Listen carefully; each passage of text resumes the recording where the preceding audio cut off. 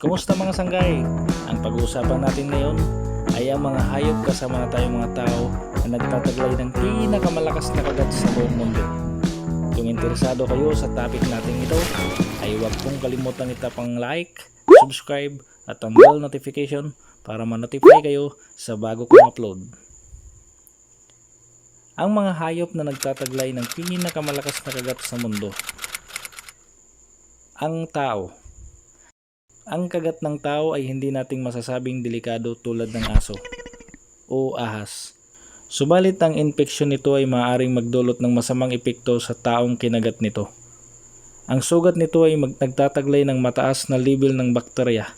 Kahit sabihin natin ang sugat ay minor lang, ang infeksyon nito ay maaaring mapunta sa severe joint infection. Kaya sinama natin ang lakas ng kagat nating mga tao ay para masukat natin kung gaano kalakas ang kagat ng isang hayop o creature. Ang kagat nating mga tao mga sangkay ay may lakas na 160 pound per square inch o 11 kg cm2 na kayang magbasag ng isang cookies o pistachio shells na siyang sapat na para sa ating survival dito sa ating modernong mundo. Ang aso. Alam nating lahat ng aso ay ang tinatawag na human best friend. Kaya naman pumili tayo ng isang malaking breed ng aso, ang Mastiff. Ang Mastiff Dog ay isa sa courageous canine at may kakayahang mag-trace pabalik sa kanilang sibilisasyon sa Egypt at Roma. Ang Mastiff ay isang guard dogs at fighting dogs. Ang kanilang bravery, dignity at lakas ay siyang nagsilbing popular sa Roma. Kaya nilang umatake sa tao maging sa bear o sa leon at tigre. Ang Mastiff ay may bigat na 120 to 230 pounds. Sa kabila ng kanilang mandirigmang nakaraan, ang Mastiff ay good naturally, peaceful at family-oriented dogs.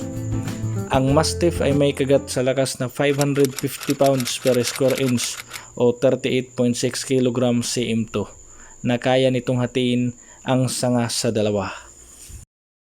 Ang leon. Ang leon ay isa sa pinakamalakas na pusa. Ito ay kilalang the proverbial o king of beasts. Ito ay kilalang wild animal simula pa ng unang panahon. Ang leon ay mas aktibo sa gabi at nakatira sa grassland, savanna at open woodland. Ito ay karamihang matatagpuan sa ibang bahagi ng Africa south of the Sahara. Ang leon ay nagtataglay ng maskuladong pangangatawang pusa. May malaking ulo at maikling mga paa.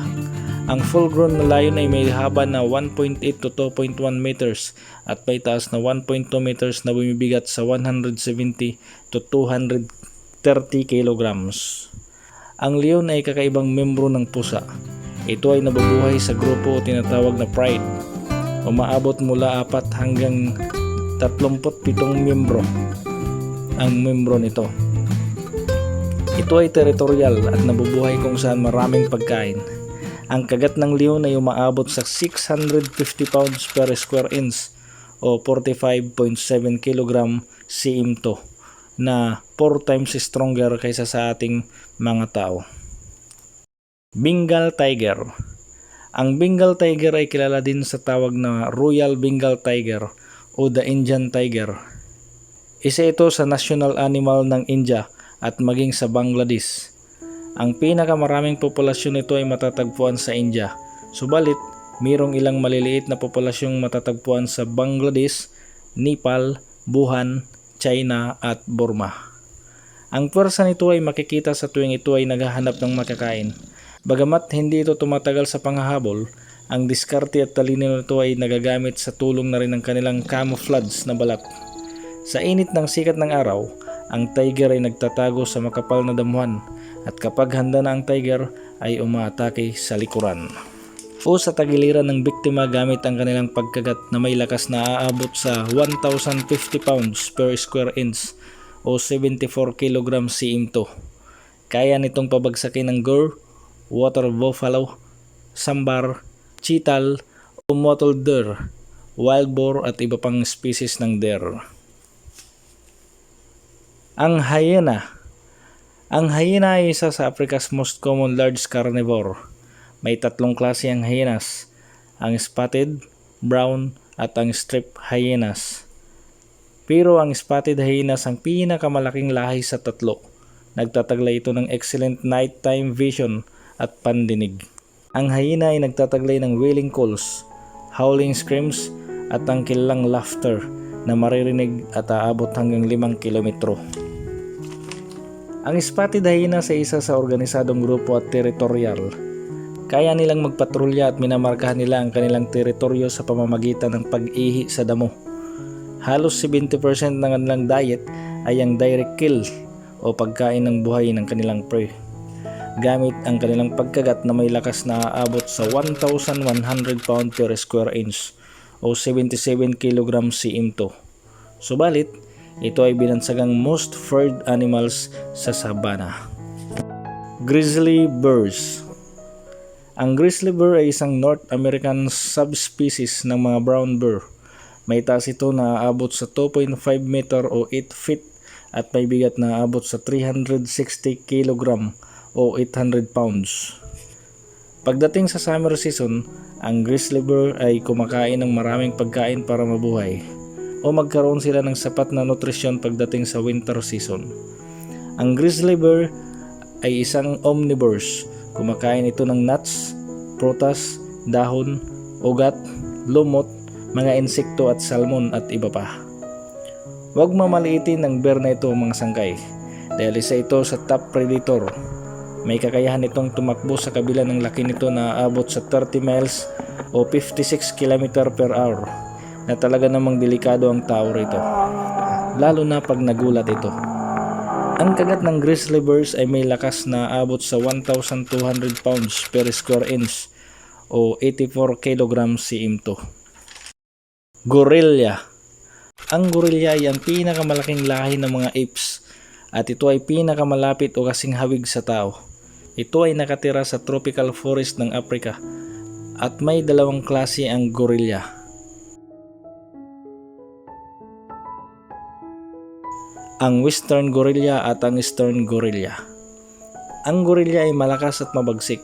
Mayroon itong malakas na pangangatawan at may taas na aabot ng 1.7 meters at may bigat na 132 to 220 kg. Nabubuhay ito kasama ang pamilya na umaabot sa 6 hanggang 30 membro at ito ay pinangungunahan ng lalaking gorilla o silverback na ang ibig sabihin ay matured at mas malakas. Ito ay active sa umaga at naglalakad ito na nakadapa na napagkakamalang 4 ang paa.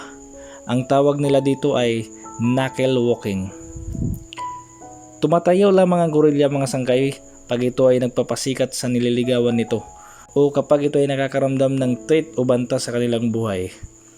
Ang malakas na sigaw nito at ang nakakatakot na pagtahol at pag-usig nito.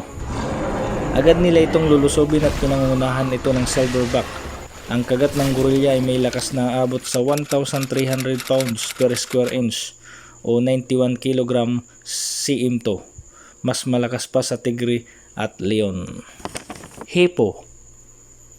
Ang hippos ay matatagpuan sa Eastern Central at Southern Sub-Saharan African, kung saan mababa na ang bilang ng kanilang populasyon. Gustong-gusto ng mga hippopotamus ang tubig. Kaya naman, binansagan sila ng mga Griego na the river horse. Ibinubuhos ng hippo ang oras nila sa tubig na umaabot ng 16 hours bawat araw para mapanatili nilang malamig ang kanilang katawan sa mainit na panahon ng Africa. Kaya nilang tumagal sa ilalim ng tubig ng 5 minuto. Ang mga mata at ilong nito ay mas mataas kaysa sa kanilang ulo, na siyang nagbibigay sa kanila ng chance para makahinga at makakita habang nakalubog sa tubig. Kapag ito ay naistorbo, kaya nitong tumakbo ng singbilis sa tao sa maikling distansya lamang. At kaya nitong kumagat sa lakas na abot na 1,800 pounds per square inch o 126.5 kg cm2 na siyang kinikilalang pinaka nakakatakot na hayop sa Africa. Jaguar. Ang jaguar ay isa sa pinakamalaking lahi ng pusa sa Amerika. Halos kapareho ang kulay nito sa leopards na nakatira sa Asia at Africa. Subalit ang jaguar ay mas marami ang spots at mas maraming dots sa gitnang bahagi ng katawan nito. Ang malakas na jaguar ay sinasambang Panginoon ng mga sinaunang tao sa ancient South American cultures. Ang jaguar ay hindi natatakot sa tubig, hindi ito tulad ng ibang lahing pusa. Magaling silang lumangoy at kaya nilang manghuli ng isda, pagong at kahit ang caimans gamit lamang ang kanilang malakas na panga para basagin ang bungo ng kanilang prey. May lakas ang kagat ng jaguar na aabot sa 2,000 pounds per square inch o 140.5 kg cm2. Kumakain din ng mga usa, pikaris, capybaras at iba pang klaseng hayop na madalas nilang atakihin sa gabi. American alligator. Ang American alligator ay nakatira o matatagpuan lamang sa ilog, lawa o sa swamp ng Southern United States, lalo na sa Florida at Louisiana. Ang reptile na ito ay magaling lumangoy na may haba na abot sa 10 to 15 feet at may bigat na abot sa 1,000 pounds. Ang tamang gulang ng alligator ay delikado at napakalakas. Kadalasan nitong kinakain ay isda, pagong, ahas at mga maliliit na hayop. Subalit, napaka-opportunista nito. Kapag ito ay nagutom, kakainin nito ang halos lahat na makita nito, maging mga alagang hayop at maging ang tao. May lakas ang kagat nito na aabot sa 2,125 pounds per square inch o 149 kg cm2. Kaya wag nang lalapit sa alligator na ito mga sangkay. Saltwater crocs. Saltwater crocs ay isa sa pinakamalaking buhaya sa mundo na siyang kayang-kaya nitong kainin ang tao, na may haba na 23 feet at may bigat na 2,200 pounds na matatagpuan sa sariwang ilog sa Silangang India, at masasabing ito ay ang excellent swimmers na siyang kadalasang makikita sa gitna ng karagatan. Matyaga nitong binubuka ang bibig at inaantay na may lumapit dito na siya namang sinusunggaban agad. Kaya nitong kainin ang water buffalo, monkey, wild boar at maging ang pating ng walang babala. May lakas ang kagat nito na aabot sa 3,700 pounds per square inch o 260 kg cm2 na kahit ang elepante ay kaya nitong pabagsakin mga sangkay. Great White Shark. Ang legendary white shark ay isa sa nakakatakot na kahit sa ating imahinasyon. Paano pa kaya kung ikaw na ang inaatake nito sa dagat? Ito ay isa sa pinakamalaking predator fish sa mundo na may haba na abot sa 15 feet at may bigat na umaabot sa 5,000 pounds. Nagtataglay ito ng malakas na buntot na kayang lumangoy sa bilis na abot sa 15 miles per hour. Kaya din nilang umangat sa tubig tulad ng dolphin pag umaatake mula sa ilalim ng dagat. Ang mga ngipin nito ay nagtataglay ng aabot sa 300 na matutulis na ngipin at nagtataglay ng exceptional sense of smell na kayang mag-detect ng kanilang pagkain. Ang kanilang paboritong kainin ay sea lions, seals, small toothed whales at siyempre hindi natin may tatanggi ang maging ang tao. May lakas ang kagat nito na aabot sa 4,000 pounds per square inch o 281 kg cm2. Ito na marahil ang pinakamalakas kumagat na hayop sa panahon natin ngayon. Subalit, kung babalik tayo sa nakaraang panahon at sa kasaysayan, ang T-Rex, ayon sa pag-aaral base sa mga fossil na na-recover ng mga scientifico, ang kagat nito ay umaabot sa lakas na 8,000 pounds per square inch o 562 kg cm2. At ang Dinosuchus naman ay tinatansyang may taas na 40 feet at may haba na 12 meters, ay nagtataglay ng pinakamalakas na kagat na umaabot sa 23,000 pounds per square inch o 1,617 kg cm2. Kaya maswerte tayo mga sangkay at hindi natin inabot ito. At yan po ang mga hayop na pinakamalalakas kumagat sa buong mundo mga sangkay. Sana nagustuhan nyo ang video ito at kung mayroon man akong nakaligtaan ay maaaring pakisulat lamang po sa ating comment section sa baba. Salamat po sa panonood mga sangkay.